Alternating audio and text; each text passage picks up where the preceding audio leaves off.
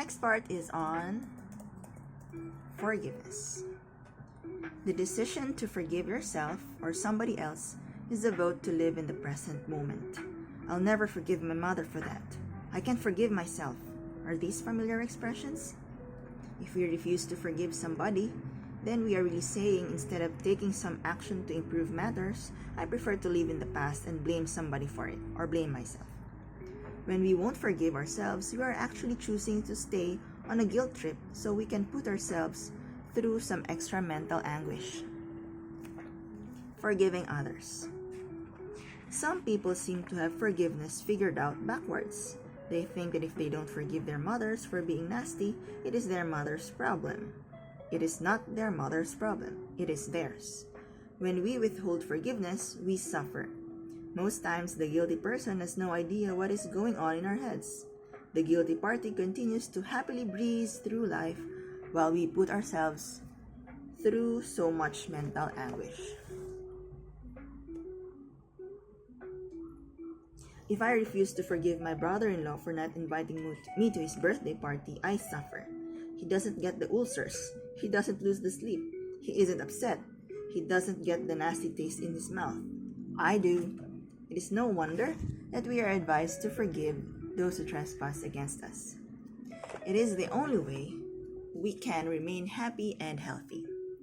Lack of forgiveness causes so much sickness because a sour mind creates a sour body. Also, as long as we hold other people as being guilty and responsible for our unhappiness, we are refusing to admit to our own responsibility. Blaming other people never got anyone anywhere.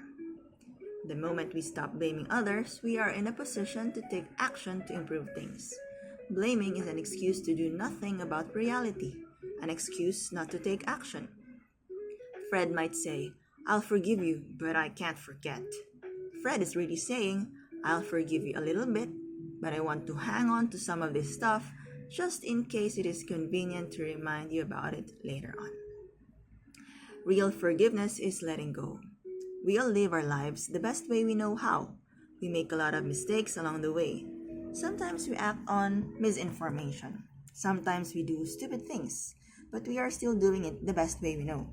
Nobody opens his eyes the moment he is born and thinks, "Great, here's my big chance to go out and screw up my life."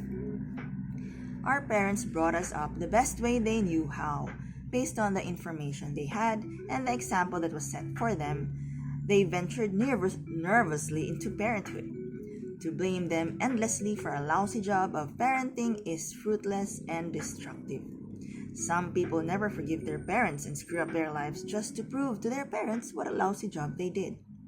Their message is, "It is your fault that I am broke and lonely and unhappy. So now you can watch me suffer." Blaming others gets us nowhere. If something is done, it is done. Gripping about it changes nothing. Blaming the weather never helped anybody. The same goes for blaming other people. When we do choose to forgive, a marvelous principle comes into operation. As we change, others change. As we alter our attitude toward others, they begin to alter their behavior. Somehow, the moment we choose to change the way we see things, others respond to our changed expectations. Forgiving ourselves. If forgiving others is difficult, forgiving ourselves is even harder.